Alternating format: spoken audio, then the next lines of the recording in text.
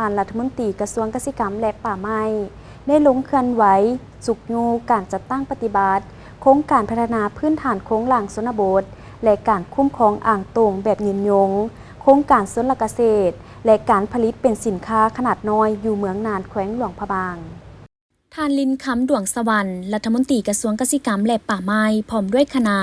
ได้เคลื่อนไหวสุกยูการจัดตั้งปฏิบัติโครงการพัฒนาพื้นฐานโครงหลังชนบทและการคุ้มครองอ่างโต่งแบบยืนยงโครงการสวนเกษตรและการผลิตเป็นสินค้าขนาดน้อยอยู่เมืองน่านแขวงหลวงพระบางรวมทั้งการปลูกหมากทั่วดินของกลุ่มชาวนาบ้านนาเคินบ้านธาตุโดยการสุกยูของโครงการสวนเกษตรและการผลิตเป็นสินค้าขนาดน้อยสำหรับโครงการพัฒนาพื้นฐานโครงหลังชนบทและการคุ้มครองอ่างโต่งแบบยืนยง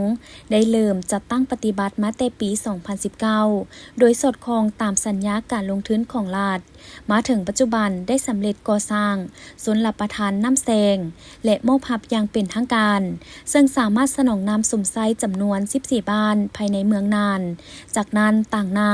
ให้กลุ่มปลูกทั่วดินของโครงการสวนเกษตรและการผลิตเป็นสินค้าขนาดน้อยได้รายงานสภาพรวมของกลุ่มปลูกหมากทั่วดินนับแต่ปี 2022 ประกอบมีสมาชิก 40 ครอบครัวใน 2 บ้านคือบ้านนาเคินและบ้านธาตุผ่านการปลูกหมากทั่วดินฮอบเวียน1และฮอบเวียน2มีเนื้อที่รวมทั้งหมด 13 กว่าเฮกตาร์ได้รับผลผลิตหลายกว่า 52 ต้นขายได้เป็นเงินทั้งหมด545 ล้านกว่ากีบโดยมีสิ่งอำนวยความสะดวกให้แก่กลุ่มผลิตมีระบบน้ำบาดาลใช้ไฟฟ้าแสงตะเวนมีอ่างเก็บน้ำและฝ่ายน้ำล้น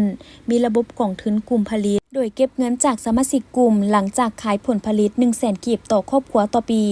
ปัจจุบันมีเงินกองทุนกลุ่มผลิต 6 ล้านกีบภายหลังได้รับโครงการช่วยเหลือเฮ็ดให้ชีวิตการเป็นอยู่ของชาวเกษตรกรเมืองน่านมีการพัฒนาดีขึ้นจากนั้นท่านลินคำดวงสวรรค์ได้มีคำเห็นย่องยอสมเสยต่อการจัดตั้งปฏิบัติของ2โครงการทางเน้นให้ทุกภาคส่วนสืบต่อพัฒนาบรรดาหน้าเวียกที่เกี่ยวข้องเพื่ออำนวยความสะดวกให้แก่ชาวเกษตรกรผู้ผลิตรวมทั้งบรรดาหัวหน่วยธุรกิจในการเก็บซื้อผลผลิตและการสนองน้ำส่วนรับประทานสู่การผลิตเกษตรกรรมของชาวเกษตรกรอย่างเพียงพอในเขตเป้าหมายและให้ครอบครัวเป้าหมายได้เข้าถึงการสมไส้มีผลประโยชน์สูงสุดแก้ไขชีวิตการเป็นอยู่ของประชาชนให้ดีขึ้นกว่าเก่า